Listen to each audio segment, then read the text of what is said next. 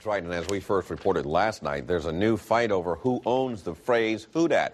Two brothers who wrote and produced a Saints song almost 30 years ago are demanding some businesses stop selling anything with "Who Dat" on it. WDSU News reporter Travers Mackel is live at 10 with where their legal challenge now stands. Travers? Well, Norman, one legal analyst says the case over who owns Who Dat could soon be headed to a courtroom, and you'll never guess who'll be making the final decision in this case. The lines were long in Slidell as people waited to see one of the greatest, most recognizable Who Dats of them all. And when it comes to the phrase Who Dat, old number 57 is weighing in. Who Dat is God's own. I mean, so, you know, that's the way I look at it. So I don't understand how people trying to take advantage of something that's been out now for at least 15, 20 years. Some say even longer than that.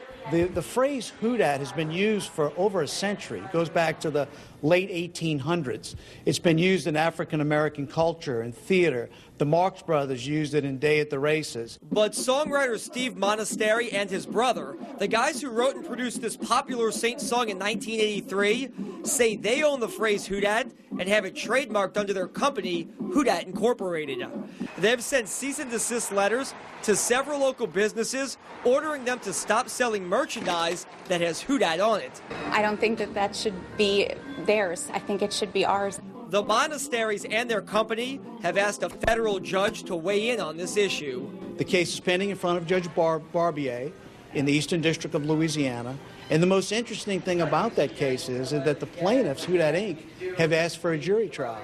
So what will happen is that Who Dats themselves will decide who owns the phrase Who Dat. That case could go to trial later this year or in early 2011. And U.S. Senator David Vitter is weighing in. He sent a letter to the monasteries today saying, "You're kidding, right?" Claiming you own the legal rights to the term Who Dat. Earlier this year, Vitter was an outspoken critic of the NFL when they tried to claim the league owned the phrase Who Dat. The league eventually backed down. Norman?